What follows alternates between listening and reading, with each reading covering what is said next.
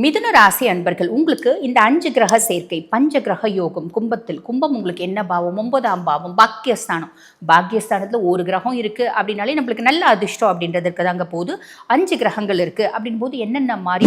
அதுக்கு அடுத்து பாருங்க, சூரிய பகவானை பத்தி சொல்லணும் அப்படின்னா 3ஆம் பாவம், இளைய சகோதர தைரியஸ்தானத்துக்கு அதிபன். 9ஆம் பாவம் பாக்கியஸ்தானத்துல அப்படின் போது சுய முயற்சியினால உயர்வு, சுய முயற்சியினால முன்னேற்றம், மதிப்பு, மரியாதை அப்படின்னு சொல்லலாம். சகோதரர்கள் மூலம் உதவி அப்படின்னு கிடைக்கிறதுக்கு வாய்ப்பு உண்டு. முக்கியமாக இளைய சகோதரர்கள் மூலியமா. அட் த சேம் டைம் அவங்களுக்கு கொஞ்சமாவது விட்டு கொடுத்து போகணும். நான் தான் அத்தாரிட்டி அப்படி, நான் தான் ஐ எம் எவ்ரிதிங் அப்படின்ற மாதிரி அத்தாரிட்டேட்டிவான பேச்சு அப்படின்னு. அதுக்கப்புறம் புதன் பகவான் பார்த்தீங்கன்னா 9ஆம் பாவத்தில் உட்கார்ந்துட்டு இருக்கான். புதனை பற்றி சொல்லணும் அப்படின்னா 1 மற்றும் 4க்கு அதிபன். உங்கள் சுயஸ்தானத்துக்கும் அவன் தான் அதிபன். மிதுன ராசி என்பர்களோட ராசி அதிபனே புதன் பகவான் தானே. அதே மாதிரி 4ஆம் பாவம் சுகஸ்தானத்துக்கும் அவன் தான் அதிபன். அப்போ என்னோட அறிவு, என்னுடைய கல்வி, என்னுடைய ஆலோசனை, என்னுடைய கற்பிக்கும் திறன் அத்தனையும் பார்த்தீங்கன்னா மேலோங்குது. ஏதாவது ஒரு நம்ம மனசை போட்டு குழப்பிட்டே இருப்போம். இதெல்லாம் நம்ம ஒதுக்கி வைக்கிறோம் அப்படின்னா மிதுன ராசி அன்பர்கள் இந்த காலகட்டம், அதாவது 31 நாட்கள் அப்ராக்சிமேட்லி இந்த 31 நாட்களும் எக்ஸலண்ட்டாக இருக்குது. ப்ராப்பராக யூட்டிலைஸ் பண்ணிக்கிறீங்க அப்படின்னா நல்லது நடக்கும்.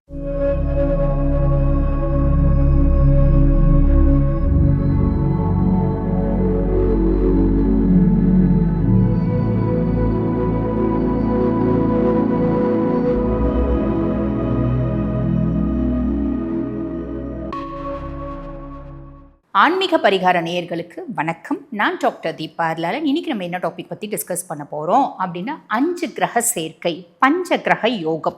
இந்த பஞ்ச கிரக யோகம் அப்படின்றது எல்லா ராசிகளுக்குமே இருக்குங்க. இது பாருங்க, 5 கிரகங்கள் எந்த ராசியில் சேர்றாங்க அப்படின்னா கும்பத்தில். ஒவ்வொரு கிரகங்கள் ஒவ்வொரு நாள் கும்பத்தில் இணைகிறாங்க, ஒவ்வொரு நாள் கும்பத்தை விட்டு வெளியே போகிறாங்க. உதாரணத்துக்கு சொல்லணும் அப்படின்னா சுக்கிர பகவான் பிப்ரவரி மாதம் 6ஆம் தேதியிலேருந்து மார்ச் மாதம் 2ஆம் தேதி வரைக்கும் கும்பத்தில் சஞ்சாரம் பண்ணுறார். புதன் பகவான் பிப்ரவரி மாதம் 3ஆம் தேதியிலேருந்து ஏப்ரல் மாதம் 11ஆம் தேதி வரைக்கும் கும்பத்தில் சஞ்சாரம் பண்ணுறார். சூரிய பகவான் பிப்ரவரி மாதம் 13லேருந்து மார்ச் 15 வரைக்கும். அதே மாதிரி பாருங்க, செவ்வாய் பகவான் பிப்ரவரி மாதம் 23லேருந்து ஏப்ரல் 2 வரைக்குமே இருக்கார். சனி பகவான் 6/3/2026 வரைக்கும் கும்பத்தில் இருக்கார். இப்போ இந்த 5 கிரகங்களும் கும்பத்தில் இணையிறது அப்படின்றது பஞ்ச கிரக யோகம் அப்படிம்பாங்க.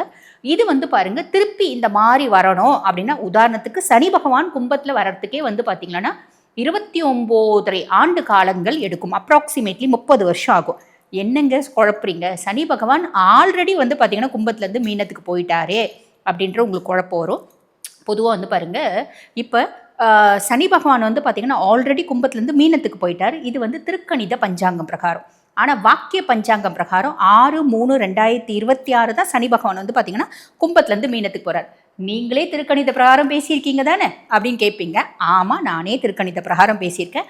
அதே மாதிரி பாருங்க, ஜாதகம் எழுதும்போது இந்த வருஷம் ஒரு குழப்பம் நடக்குது பாருங்க. நிறைய பேர் கிளையன்ஸே பார்த்தீங்கன்னா ஜாதகம் எழுதி கொடுக்கும்போது, மேடம் திருக்கணித பிரகாரம் எழுதி கொடுங்க அப்படின்னு கேட்குறாங்க. அவங்களுக்கு நாங்கள் என்ன பண்ணுறோம் அப்படின்னா சனி பகவான் மீனத்தில் இருக்க மாதிரி தான் எழுதி கொடுக்குறோம். மேடம் வாக்கிய பிரகாரம் எழுதி கொடுங்க அப்படிங்கிறாங்க. அவங்களுக்கு நாங்கள் சனி பகவான் கும்பத்தில் இருக்க மாதிரி தான் எழுதி கொடுக்குறோம். ஆக இந்த வருஷம் பார்த்தீங்கன்னா குழந்தைங்களுக்கு இந்த மார்ச் 29லேருந்து இப்படி ஒரு குழப்பம் பிறக்கிற குழந்தைங்களுக்கு அப்படின்னு வருது. ஆக இந்த 5 கிரக சேர்க்கை அப்படின்றது பாருங்க, என்னென்ன ராசிகளுக்கு என்னென்ன மாதிரி நற்பலன்கள் கொடுக்க போகுது அப்படின்னா ஆப்வியஸ்லி நிறைய ராசிகளுக்கு எக்ஸ்ட்ராடினரி பலன்கள் கொடுக்க போகுது. அதே மாதிரி சின்ன சின்ன குறைபாடுகளும் கொடுக்க போகுது. உங்கள் ராசிக்கு என்ன மாதிரி பலன்களை கொடுக்க போகுது சட்டுன்னு பார்த்துடலாம் வாங்க. மிதுன ராசி அன்பர்கள், உங்களுக்கு இந்த 5 கிரக சேர்க்கை, பஞ்ச கிரக யோகம், கும்பம் உங்களுக்கு என்ன பாவம்? 9ஆம் பாவம், பாக்கியஸ்தானத்தில் ஒரு கிரகம் இருக்குது அப்படின்னாலே நம்மளுக்கு நல்ல அதிர்ஷ்டம் அப்படின்றதுக்கு தாங்க போகுது. 5 கிரகங்கள் இருக்குது அப்படின் போது என்னென்ன மாதிரி பலன்கள் அப்படின்னா முதல்ல சனி பகவானை பற்றி சொல்லணும் அப்படின்னா உங்களுக்கு 8 மற்றும் 9க்கு அதிபன். அதாவது அஷ்டமஸ்தானத்துக்கும் அவன் தான் அதிபன், பாக்கியஸ்தானத்துக்கும் அவன் தான் அதிபன். பாக்கியஸ்தானாதிபதி பாக்கியஸ்தானத்தில் அப்படின்னும் போது தாமதமானாலும் உறுதியான பாக்கியம் அப்படின்றது கண்டிப்பாக கிடைச்சிடும். அதே மாதிரி ஆன்மீகம் சார்ந்த ஒரு தொழிலில் இருக்கவங்களுக்கு திருத்த முன்னேற்றம் அப்படின்றது வரும். தர்ம வழியில் நீங்கள் என்ன தொழிலியானா இருங்க, தர்ம வழியில் நீங்கள் எந்த வேலை செய்கிறீங்க அப்படின்னாலும் உங்களுக்கு குடும்பத்தில் நிம்மதி, சந்தோஷம், தொழிலில் வெற்றி, சமுதாயத்தில் மதிப்பு, மரியாதை, ஒரு அங்கீகாரம் அத்தனையும் கிடைக்கும். வாழ்க்கையில் சக்ஸஸ், கொஞ்சம் லேட்டாக வந்தாலும் லேட்டஸ்ட்டாக சக்ஸஸ் அப்படின்றது வந்துடும், கவலைப்பட வேண்டாம். அதுக்கடுத்து வந்து பாருங்கள் சூரிய பகவான். சூரிய பகவானை பற்றி சொல்லணும் அப்படின்னா 3ஆம் பாவம் இளைய சகோதர தைரியஸ்தானத்துக்கு அதிபன், 9ஆம் பாவம் பாக்கியஸ்தானத்தில் அப்படின்னும் போது சுய முயற்சியினால் உயர்வு, சுய முயற்சியினால் முன்னேற்றம், மதிப்பு, மரியாதை அப்படின்னு சொல்லலாம். சகோதரர்கள் மூலம் உதவி அப்படின்னு கிடைக்கிறதுக்கு வாய்ப்பு உண்டு, முக்கியமாக இளைய சகோதரர்கள் மூலியமாக. அட் த சேம் டைம் அவங்களுக்கு கொஞ்சமாவது விட்டு கொடுத்து போகணும். நான் தான் அத்தாரிட்டி அப்படி, நான் தான் ஐ எம் எவ்ரிதிங் அப்படின்ற மாதிரி அத்தாரிட்டேட்டிவான பேச்சு அப்படின்றது கூடாது. அப்படி பேசுகிறோம் அப்படின்னா நம்மளுக்கு என்ன ஆகும், கருத்து வேறுபாடு அப்படின்னு வரத்துக்கு வாய்ப்பு உண்டு. நம்மளுக்கு உறவு வேணும் அப்படின்னா விட்டு கொடுக்கணும். அது தம்பியாக இருந்தாலும் சரி, அக்காவாக இருந்தாலும் சரி, அந்த பாலிசியை ஃபாலோ பண்ணிக்கோங்க. அதுக்கடுத்து வந்து பாருங்கள் செவ்வாய் பகவான்.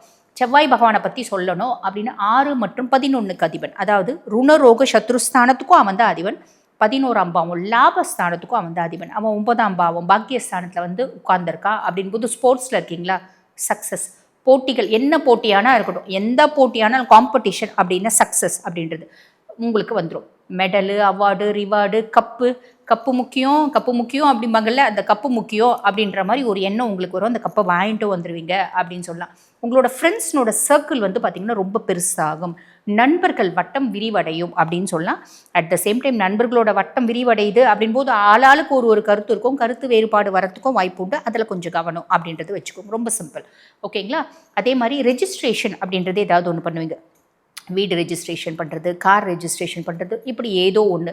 நல்ல வேலையில் போகிறது, ஒரு ஆர்மியில் போகிறது, அதே மாதிரி பார்த்திங்கன்னா ஒரு சிஆர்பியில் போகிறது, அந்த மாதிரி யூனிஃபார்ம்டு சர்வீசஸில் போகிறதுக்கான பிராப்தம் நிறைய பேருக்கு உண்டு. இது ஒரு ப்ளஸ். அதுக்கப்புறம் புதன் பகவான் வந்து பார்த்திங்கன்னா 9ஆம் பாவத்தில் உட்காந்துட்டுருக்கான். புதனை பற்றி சொல்லணும் அப்படின்னா 1 மற்றும் 4க்கு அதிபன். உங்கள் சுயஸ்தானத்துக்கும் அவன் தான் அதிபன். மிதுன ராசி அன்பர்களோட ராசி அதிபனே புதன் பகவான் தானே. அதே மாதிரி 4ஆம் பாவம் சுகஸ்தானத்துக்கும் அவன் தான் அதிபன். அப்போ என்னோட அறிவு, என்னுடைய கல்வி, என்னுடைய ஆலோசனை, என்னுடைய கற்பிக்கும் திறன் அத்தனையும் வந்து பார்த்திங்கன்னா மேலோங்குது அப்படின்னு சொல்லலாம். படிக்கிற பிள்ளைங்க ரொம்ப ஈஸியாக, ரொம்ப கொஞ்சம் சும்மா ஒரு கதை எழுதி விட்டுவாங்க. உங்கள் அப்பாவை பற்றி எழுது அப்படின்னு ஒரு வார்த்தை ஒரு கேள்வி கேட்குறாங்கன்னு வச்சுக்கோங்களேன். எங்கள் அப்பா எனக்கு அப்பா, எங்கள் சித்தப்பாவுக்கு எங்கள் அப்பா அண்ணன், எங்கள் பெரியப்பாவுக்கு எங்கள் அப்பா தம்பி, எங்கள் அம்மாவுக்கு எங்கள் அப்பா கணவர், இப்படி எதையோ ஒன்று எழுதி விட்டு வந்தீங்க அப்படின்னா கூட சக்ஸஸ் அப்படின்றது வந்துடும். பாஸ் அப்படின்றது ஆகிடுங்க. கொஞ்சமாவது தெரியணும். உங்கள் அப்பா பற்றி 4 வார்த்தை தெரிஞ்சால் தானே எழுத முடியும். எதுவுமே தெரிலன்னா என்ன பண்ண முடியும்? இப்படி நிறைய பேர் எழுதுறவங்கள நம்ம பார்க்கலாம். ஆக அந்த மாதிரி நீங்கள் எதையோ ஒரு கதை எழுதுறீங்க அப்படின்னா கூட கொஞ்சமாக தெரிஞ்சுக்கோங்க. ஒரு 4 பாயிண்ட்டை வச்சு சிலர் வந்து பாருங்கள் 4 பேஜ் ஃபில் பண்ணுவாங்க. அந்த மாதிரி ஃபில்லப் பண்ணக்கூடிய திறமை இன்பில்ட்டாக உங்களுக்கே வந்துடும். அந்த மாதிரி ஃபில்லப் பண்ணி நிறைய பிள்ளைங்க பாஸும் ஆகிடுவாங்க அப்படின்னு சொல்லலாம். அதே மாதிரி ஐடி துறையில் இருக்கவங்க, ஆடிட்டிங் ஃபீல்டில் இருக்கவங்க, கணக்கு துறையில் இருக்கவங்க, இவங்கெல்லாம் வந்து பெரிய லெவலில் டாக்டர்ஸ், இவங்க எல்லாருக்கும் பெரிய லெவலில் சக்ஸஸ் அப்படின்றது வந்துடும். அதே மாதிரி முடிவெடுக்கும் திறன், முயற்சிக்கும் திறன் அதிகமாகும். இப்போ இந்த காலகட்டத்தில் எனக்கு ஹார்ட் ஒர்க் அப்படின்றத விட ஸ்மார்ட் ஒர்க் பண்ணணும்னு தோணும், சக்ஸஸும் ஆவீங்க. இதெல்லாம் வந்து பாருங்கள் புதன் கொடுக்கக்கூடிய புத்திசாலித்தனம் அப்படின்னு சொல்லலாம்.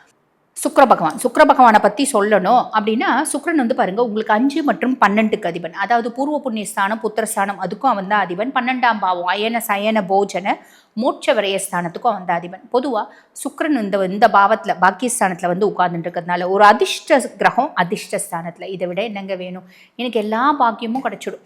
அதாவது நிறைய பேருக்கு காதல் வரும், திருமணம் பண்ணணும்னு ஆசைப்படுறவங்க திருமணம் பண்ணிக்கலாம், காதலிச்ச பெண்ணையே திருமணம் பண்ணிக்கலாம், திருமணத்தில் அதிகப்படியான ஆர்வம், வெளிநாடு போகணும் அப்படின்ற ஆசை, அதே மாதிரி வெளிநாட்டுக்கு இன்ப சுற்றுலா போகணும் அப்படின்றது ஆசை, ஆன்மீகம் சார்ந்த சுற்றுலா போகணுன்னு ஆசை, வீட்டை இன்டீரியர் டெக்கர் பண்ணணும்னு ஆசைப்பட்டேன், இன்டீரியர் டெக்கர் பண்ணிட்டேன்.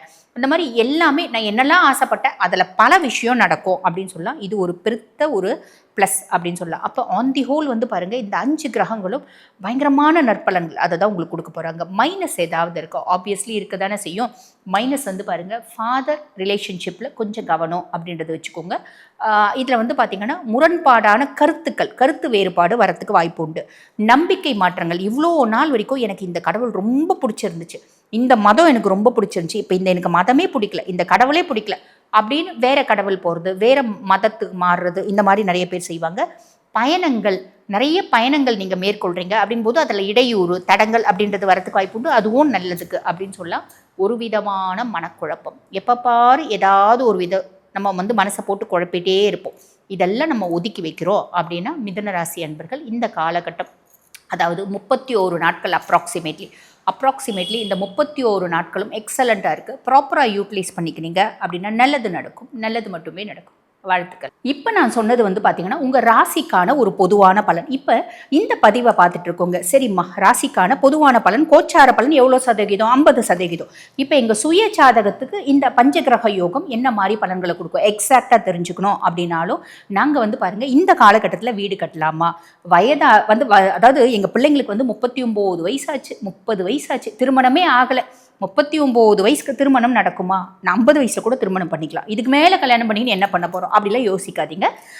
உங்களுக்கு வந்து பார்த்திங்கன்னா ஒரு வாழ்க்கை துணை அப்படின்றது தேவை, சரிங்களா? அப்போ இந்த மாதிரி திருமணம் பண்ணணும் அப்படின்னாலும் இது வரைக்கும் வீடு அமையறதுக்கான பிராப்தமே இல்லை, வீடு வாங்கணும், அதில் பெரிய வில்லங்க வருது, பிரச்சனை வருது அப்படின்னாலும் நம்ம வந்து பாருங்கள் இது மாதிரி இன்னும் ஏகப்பட்ட பிரச்சனைகள் இருக்குது. குழந்தைங்க சார்ந்த பிரச்சனை, சமுதாயம் சார்ந்த பிரச்சனை, தொழில் சார்ந்த பிரச்சனை, எதுவாக இருந்தாலும் நான் பேசிகிட்டு இருக்கும்போது இது எல்லாத்துக்கும் தீர்வு என்ன? உங்களோட சுய ஜாதகம் தான். அதுதான் வந்து பார்த்திங்கன்னா சோல் இண்டெக்ஸ் அப்படிம்பாங்க.